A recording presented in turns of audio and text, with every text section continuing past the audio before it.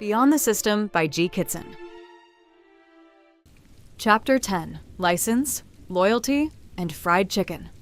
Envy hung in the air like smoke, subtle but impossible to miss. It wasn't just the way they glanced at my glowing score on the floating hologram, it was the way their eyes lingered on the faint trace of golden embers still curling from my palm. I couldn't blame them. Who wouldn't feel jealous? But at the same time, what could I do about it? The proctor cleared his throat, snapping the group out of their daze. One by one, our new identification cards were handed out, thin metallic rectangles etched with a faint rune on the surface, each pulsing as if alive. Bran, D rank. Mira, D rank. Kellen, D rank. Lyce, D rank. The last card was pressed into my palm. Chloe Veyra, C rank. I blinked down at the gleaming letter stamped in the corner. The others forced smiles and hollow congratulations, but I saw the tension in their jaws, the envy flickering behind their eyes. Why should I care?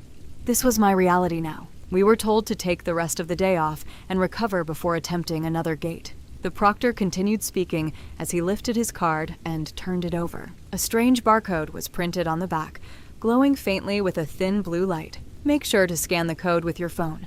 It will take you to the association's official app. From there, you can see every available gate in your area, along with difficulty ratings, recommended team sizes, and reward structures. I stared at the glowing code. So that was how Awakeners found their gates. An app? It made things much easier this way. One by one, we were pulled aside for private talks before being released. When my turn came, I was escorted into a smaller office. A woman sat behind the desk, tapping a pen against a clipboard as she looked in my direction. Her sharp eyes softened into something almost welcoming. Congratulations, Miss Veyra. C rank is an excellent start. Thank you, I replied cautiously, taking the seat across from her. Let me explain what this means for you. Along with your license, you'll receive a yearly allowance. The amount depends on your rank, of course. In your case, it will be quite sizable. My eyebrows shot up. Why? I was obviously excited and could even vaguely understand the purpose, but I still wanted to ask. She folded her hands, leaning forward with a candid expression. To keep you here. Strong Awakeners are invaluable, and countries compete to attract them. We don't want to lose someone with your potential to another nation, so we provide incentives. Consider it a loyalty program. I snorted softly. So as long as I stay, you'll keep paying me. Exactly. If you wish to join a guild, that's your choice. We won't interfere. The salary is simply an encouragement to keep your services within our borders. And yes, it will be deposited monthly, directly linked to your license. I couldn't stop the smile tugging at my lips. 5 times my current income? Just like that. No late-night shifts, no leering customers, no sleazy boss breathing down my neck. And that was before counting anything I could bring back from the gates. Materials, monster cores, rare drops. All of it could be sold for extra profit. Not bad, I murmured, unable to hide my grin. The woman smiled knowingly. Out of curiosity, what happens when someone reaches S? At minimum, 50 times your current allowance. Sometimes more. Not all S ranks are treated equally. Some have enough influence to be considered national treasures. Others are dangerous enough to make entire regions hold their breath. Her smile sharpened slightly. The stronger your performance, the higher the incentives. That's how we keep them loyal. My mind reeled. 50 times? That kind of money was absurd. Life-changing.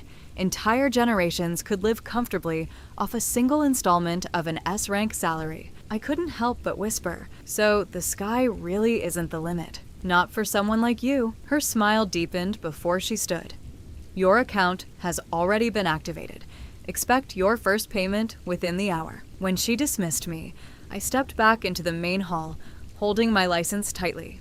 I scanned the barcode immediately. My phone buzzed, and within seconds, the app had downloaded. A sleek, modern interface opened on the screen, displaying a map of nearby gates.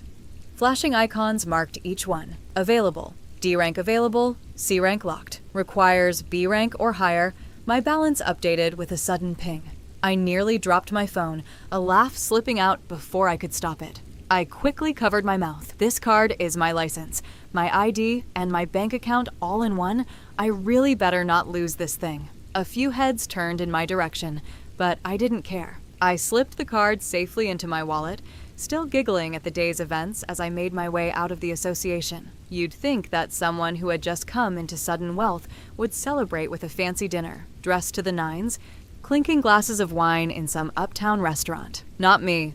I drove straight to my guilty pleasure, a fast food chain famous for its chicken. Their mashed potatoes and gravy were to die for, something I'd treated myself to only on rare occasions when tips had been good. Tonight felt like the right night to indulge. The place was crowded, cars already snaking around the building. I sighed and slipped into the drive-thru. It was faster, and besides, the last thing I wanted was to deal with people recognizing me from the Awakener. When the speaker crackled, I ordered far more than I could realistically eat in one sitting. Leftovers were fine.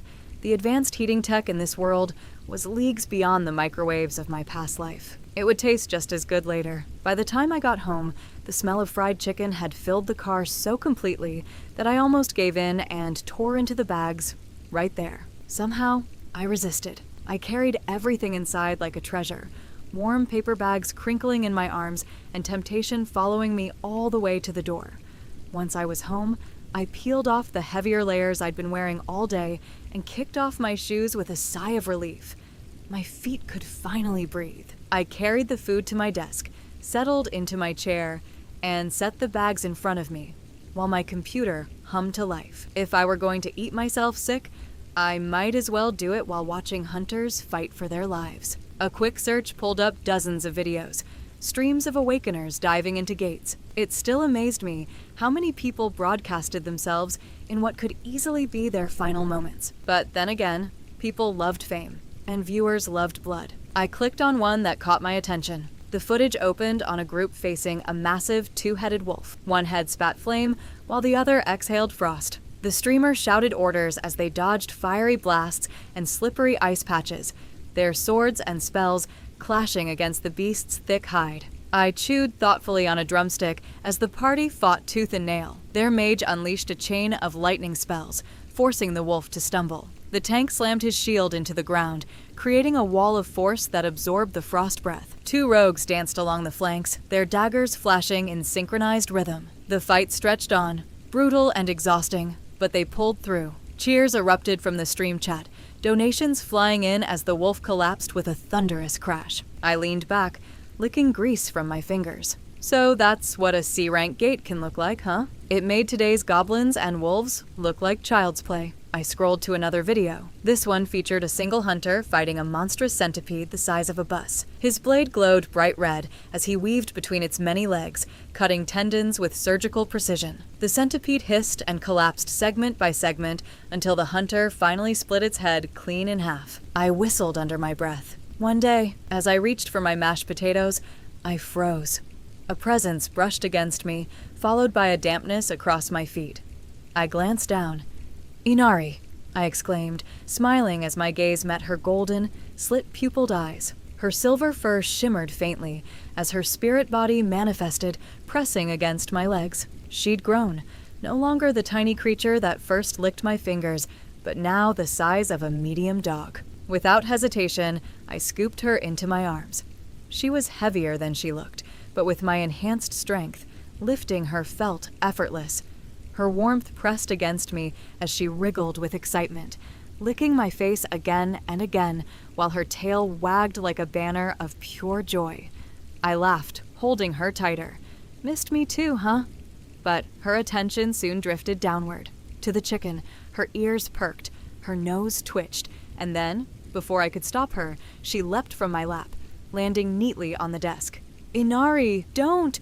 But it was too late. She buried her head straight into the bucket, scarfing down the untouched pieces like she hadn't eaten her entire life. Grease slicked her muzzle as bones cracked between her teeth, the sound of her chewing filling the room. I groaned, pushing a hand down my face. So much for leftovers, but I couldn't stay annoyed. Watching her devour the meal with such glee tugged something deep inside me. Her joy was infectious and also quite comforting. I reached out, gently stroking her fur as she crunched through another bone. Her pelt was as soft as I remembered, like silk beneath my fingers. She didn't stop eating, but she leaned into my touch, her tail swishing. My gaze flicked to the mark on my hand. It pulsed faintly. Something inside me stirred, like a meter I hadn't known existed had started filling. We were growing.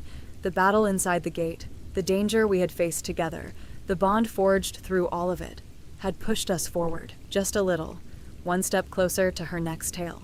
By my estimate, we were about a fifth of the way there. I smiled softly. So this is what progress feels like. The goddess had said Inari would grow as I did, and here was the proof.